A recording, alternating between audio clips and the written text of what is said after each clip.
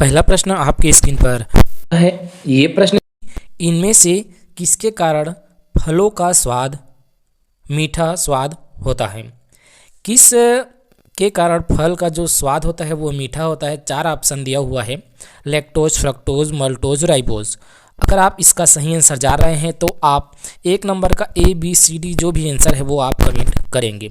चलते हैं, आपने आंसर कमेंट कर लिया है या गैस कर लिया है तो इसका सही आंसर हम यहाँ पर देखते हैं। इसका सही आंसर है बी ऑप्शन, फ्रक्टोज। यहाँ पर आंसर आप देख पाएंगे तो इसका सही आंसर है फ्रक्टोज है। और फ्रक्टोज फलों में पाए जाने वाला फ्रक्टोज एक मोनोसेकेराइड शर्करा है। ये भी पूछा जा सकता है, मोनोसेकेराइड शर्करा है। यह प्रकृति में सबसे मीठा है। इसे फल शर्करा भी कहा जाता है, अर्थात फ्रक्टोज को फल शर्करा भी कहा जाता है। कई बार ऐसे भी पूछ लिया जाता है कि फल शर्करा किसे कहते हैं, तो फ्रुक्टोज को कहा जाता है। लैक्टोज जो कि दूध में पाए जाने वाला शर्करा है, जो कि माल्टोज है वो अनाज में पाए जाने वाला शर्करा है। एक प्रकार का मीठा है शर्करा। दूसरा प्रश्न आपकी स्क्रीन पर आ चुका है और यह प्रश्न है कि इनमें से किसका नाम देवानाम प्रियदर्शी था? ये इतिहास से पूछा हुआ प्रश्न है। 4 ऑप्शन दिया हुआ है, जैसे कि मौर्य राजा अशोक, मौर्य राजा चंद्रगुप्त मौर्य, गौतम बुद्ध का दिया हुआ है, भगवान महावीर का नाम दिया हुआ है। तो इसका आंसर अगर आप जानते हैं तो आप कमेंट करेंगे कि 2 का क्या आंसर होगा। चलते हैं, हम 2 का आंसर आपने कमेंट कर लिया है, गैस कर लिया है, तो इसका सही आंसर जानते हैं।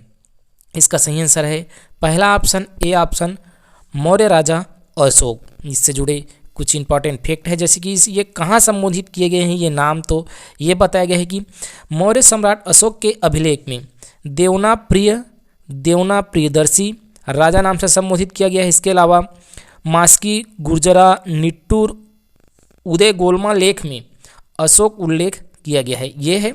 चलते हैं तीसरे प्रश्न पर। तीसरा प्रश्न है कि किसी राज्य का उच्चतम विधि अधिकारी कौन होता है? उच्चतम विधि अधिकारी कौन होता है ये पूछा हुआ है, जो राज्य की ओर से कोर्ट में प्रतिनिधित्व करता है, चाहे वो उच्च न्यायालय हो या हाई कोर्ट हो। तो इसका सही आंसर क्या आएगा वो यहाँ पर देखेंगे। अगर आप इसका आंसर जानते हैं तो 3 नंबर का क्या आंसर होगा वो कमेंट करेंगे। चलते हैं, इसको अगर आपने गैस कर लिया है तो इसका सही आंसर देखते हैं। यह है बी ऑप्शन, महाधिवक्ता। ठीक है, महाधिवक्ता, बी ऑप्शन इसका सही आंसर है। और महाधिवक्ता राज्य का उच्चतम विधि अधिकारी होता है, सर्वोच्च विधि अधिकारी होता है, जो राज्य सरकार को विधि संबंधी विषयों पर सलाह देना होता है। चौथा प्रश्न है, इनमें से किसे भारतीय बिस्मार्क के रूप में जाना जाता है? भारतीय बिस्मार्क के रूप में जाना जाता है। आपके 4 ऑप्शन दिया हुआ है, चौथा का सही आंसर आप कमेंट करेंगे, जैसे कि पहला ऑप्शन सरदार वल्लभ भाई पटेल, दूसरा सुभाष चंद्र बोस, तीसरा भगत सिंह, चौथा बाल गंगाधर तिलक दिया हुआ है। चौथा का सही आंसर क्या आता है? तो इसका सही आंसर आएगा पहला ऑप्शन, सरदार वल्लभ भाई पटेल। देखते हैं इससे जुड़े कुछ इंपॉर्टेंट फैक्ट को यहाँ पर दिया हुआ है। इंपॉर्टेंट फैक्ट यहाँ पर बताया गया है कि ए ऑप्शन सरदार वल्लभ भाई पटेल इसका सही आंसर है। जिस तरह बिस्मार्क ने जर्मनी का एकीकरण किया, उसी प्रकार भारतीय रियासतों का एकीकरण सरदार वल्लभ भाई पटेल द्वारा किया गया था। इसीलिए इसे सरदार वल्लभ भाई पटेल को भारत का बिस्मार्क कहा जाता है। इसे लौह पुरुष भी कहा जाता है सरदार वल्लभ भाई पटेल को। 5वां प्रश्न आपकी स्क्रीन पर आ चुका है। यह प्रश्न है, मोती मस्जिद इनमें से किस नगर में स्थित है? जो मोती मस्जिद है वो कहाँ स्थित है? तो 4 ऑप्शन दिए हुए हैं, आज आगरा, जसपुर, लाहौर, अहमदाबाद। आगरा उत्तर प्रदेश में है, जयपुर जो है राजस्थान में है, लाहौर पाकिस्तान में है, अहमदाबाद गुजरात में है। ये तो आप जानते ही हैं। इसका सही आंसर क्या आता है वो आप गेस करें या कमेंट करें। तो इसका सही आंसर क्या आएगा? इसका सही आंसर आएगा ए ऑप्शन, आगरा। मोती मस्जिद कहाँ है? तो आगरा में है। और यहाँ पर देख सकते हैं ये मोती मस्जिद का कुछ डिटेल है, थोड़ा सा आया हुआ है डिटेल कि ये जो मोती मस्जिद है वो आगरा के किले में स्थित है। इसका निर्माण शाहजहां द्वारा कराया गया है। और दिल्ली के लाल किले में स्थित मोजी मस्जिद का निर्माण औरंगजेब द्वारा कराया गया है। तो दिल्ली ऑप्शन में नहीं था मोती मस्जिद, तो आगरा इसका सही आंसर है। 6वां प्रश्न है, बहुत ऊंचाई पर उड़ते समय पक्षियों को सांस की परेशानी क्यों नहीं महसूस होती? क्यों महसूस नहीं होती ये पूछा हुआ है। इसका सही आंसर आप देख रहे होंगे, जैसे कि 4 ऑप्शन दिया हुआ है कि उनके फेफड़े बहुत बड़े होते हैं, वे निष्क्रियता के साथ उड़ते हैं। तीसरा दिया उनमें अतिरिक्त वायु कोष होते हैं, वे कम ऑक्सीजन का प्रयोग करते हैं। इसका सही आंसर है सी ऑप्शन की उनमें अतिरिक्त वायु कोष होते हैं। सी ऑप्शन सही आंसर है कि अतिरिक्त वायु कोष होते हैं। पक्षियों के फेफड़े में वायु कोष जुड़े होते हैं। ये वायु कोष पक्षियों को अतिरिक्त वायु संग्रहित कर उसे फेफड़ों को पहुंचाने में मदद करते हैं। इसी कारण से पक्षियां उड़ान के दौरान आवश्यक ऑक्सीजन की आपूर्ति निरंतर होती रहती है। 7वां प्रश्न है कि पुनः समझौता इनमें से किसके बीच हुआ था। पुनः समझौता इनमें से किसके बीच हुआ था। तो 7वें प्रश्न का सही आंसर आपने 4 ऑप्शन दिए, जिसके नेहरू अंबेडकर, गांधी अंबेडकर, मालवीय अंबेडकर, गांधी नेहरू। तो किनके मध्य हुआ था, तो इसका सही आंसर आपने गैस कर लिया होगा, कमेंट कर लिए हैं। तो चलते हैं इसका आंसर हम देखते हैं। इसका आंसर है बी ऑप्शन सही है, गांधी और अंबेडकर के मध्य हुआ था। जो पुनः समझौता है वो गांधी और अंबेडकर के मध्य 1932 में हुआ था। अगर हम इसे एकदम से कहें तो महात्मा गांधी और भीमराव अंबेडकर के बीच हुआ था। यद्यपि इस पर गांधी ने स्वयं हस्ताक्षर नहीं किए थे, बल्कि इस पर अंबेडकर और गांधी जी के अनुयायियों द्वारा हस्ताक्षर किए गए थे। इस प्रकार से भी प्रश्न बनते हैं। अगला प्रश्न जो है वो नगरीय निकाय से जुड़ा हुआ प्रश्न है कि नगरीय स्थानीय सरकारों को किस संविधान संशोधन ने संवैधानिक दर्जा दिया था। पहले नगरीय निकाय सरकारों का संविधान में उल्लेख नहीं था, न ही नगरीय बोला हुआ है। इसके अलावा पंचायती स्थानीय सरकारों का भी उल्लेख नहीं था। संविधान संशोधन करके उसे जोड़ा गया था। तो वो संविधान संशोधन किया गया तो किस नंबर में किया गया वो पूछा हुआ है। तो नगरीय संशोधन के लिए यहाँ पर है 74 और पंचायती के लिए है 73। तो जो भी पूछे यहाँ पर नगरीय पूछा हुआ है तो 74 इसका सही आंसर होगा। यहाँ पर बताया गया है कि कौन कौन से भाग जोड़े गए थे। तो यहाँ पर बताया गया है, देख सकते हैं, ये जोड़ा गया था 12वीं अनुसूची जोड़ी गई थी 74वें संविधान संशोधन के द्वारा। इसके बाद चलते हैं, यहाँ पर बताया गया है अगला प्रश्न की 9वां प्रश्न है कि भारतीय संविधान में कितने प्रकार के न्यायिक आदेश हैं। एक प्रकार का न्यायिक आदेश कितने प्रकार के हैं वो पूछा हुआ है। जो रीट जारी करता है सुप्रीम कोर्ट, वो पूछा हुआ है कि कितने प्रकार के होते हैं। ऑप्शन में दिया हुआ है 5, 4, 3, 2। इसका सही आंसर है 5 रीट जारी करता है, अर्थात ए ऑप्शन इसका सही आंसर है।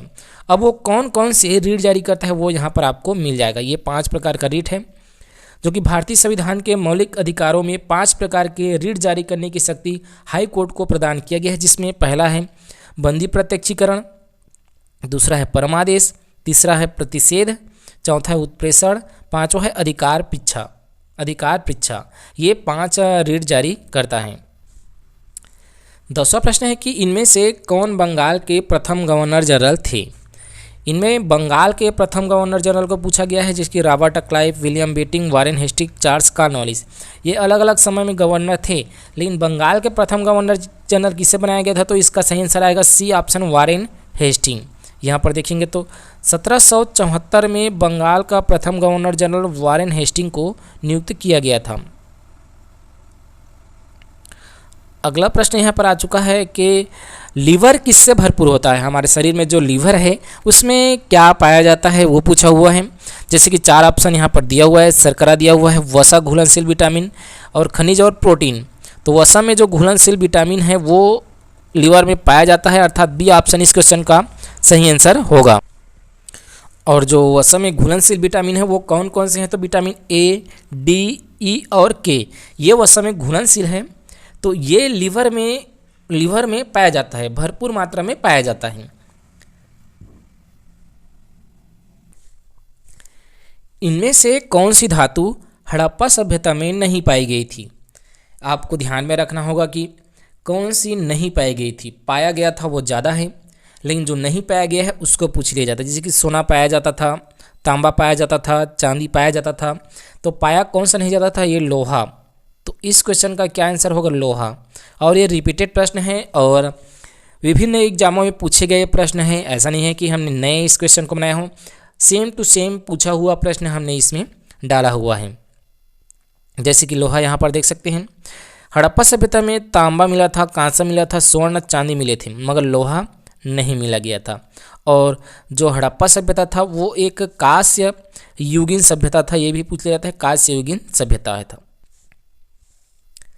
दोहरी नागरिकता इनमें से किसकी विशेषता है?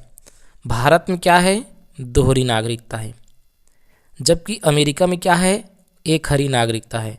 तो ये दोहरी नागरिकता, एक ही नागरिकता, इसमें क्या विशेषता है? तो इसमें एक विशेषता है कि ये संघीय सरकार है। जो दोहरी नागरिकता होता है वो संघीय सरकार होता है, और जहाँ एक हरी नागरिकता होती है उसमें वहाँ एकात्मक सरकार रहती है। ठीक है, चलते हैं, इसका सही आंसर हमने आपको बता दिया, संघीय सरकार। जैसे कि यहाँ पर बताया गया है कि संघीय सरकार में दोहरी नागरिकता होती है, जैसे संघ एवं राज्य की। भारत में संघ और राज्य की सरकारें होती हैं, और अमेरिका की संघीय सरकार में दोहरी नागरिकता की व्यवस्था है। सॉरी, अमेरिका में दोहरी नागरिकता है, ब्रिटेन में है एक हरी नागरिकता। हमने आपको गलत बता दिया था, ब्रिटेन में है एक हरी नागरिकता। 12वां प्रश्न है कि हर्षचरित के लेखक कौन थे? हर्षचरित के लेखक थे बाणभट्ट। ये ऑप्शन इस प्रश्न का सही आंसर है। आंसर यहाँ बाणभट्ट है। बाणभट्ट हर्षवर्धन के दरबारी कवि थे, ये भी याद रखें। बाणभट्ट जो थे हर्षवर्धन के दरबारी कवि थे। इन्होंने ही हर्षचरित्र एवं कादंबरी जैसी कृतियों को लिखा है। वर्धन इतिहास का सर्वप्रमुख स्रोत हर्षचरित से ही माना जाता है। तो हर्षचरित किसने लिखा है? तो बाणभट्ट ने लिखा है, हर्षवर्धन ने नहीं लिखा है। कादंबरी की जो लेखक है वो भी बाणभट्ट ही हैं। अगला प्रश्न है 15वां प्रश्न की कलकत्ता में किसके द्वारा उच्चतम न्यायालय की स्थापना की गई थी? कलकत्ता में किसके द्वारा उच्चतम न्यायालय की स्थापना की गई थी, ये पूछा हुआ है। और इस प्रश्न को आप अगर यहाँ तक वीडियो देखे हैं तो आप कमेंट जरूर करें। पढ़ाने का तरीका आपको कैसा लगा, क्या इसमें सुधार करने हैं, एक बार आप अपना फीडबैक कमेंट बॉक्स में ज़रूर दें। ये क्वेश्चन किसी न किसी एग्जाम में पूछे गए प्रश्न हैं जो कि आगामी सभी एग्जाम के लिए महत्वपूर्ण रहेंगे, चाहे वो हाई एजुकेशन विभाग का हो या CGPSC भर्ती का हो या पुलिस विभाग की भर्ती का हो। ऑल एग्जाम के लिए हेल्पफुल रहने वाले हैं। आपने 15 क्वेश्चन में कितना सही किया, इसको आप एक बार कमेंट बॉक्स में ज़रूर कमेंट करें कि 15 में आपने कितने सही किए हैं। इसका सही आंसर चलते हैं हम आपको बता ही देते हैं। वर्तमान में जो उच्चतम न्यायालय है वो दिल्ली में है। ठीक है, वर्तमान में जो उच्चतम न्यायालय है वो है दिल्ली में। लेकिन ये कब बना था वो देखते हैं। ये बना था 1773 का विनियामक विधि अधिनियम के तहत बना था, जिसे रेगुलेटिंग एक्ट भी कहते हैं 1773 का, और कलकत्ता में स्थापित किया गया था। तो यहीं तक रखते हैं आज का यह वीडियो।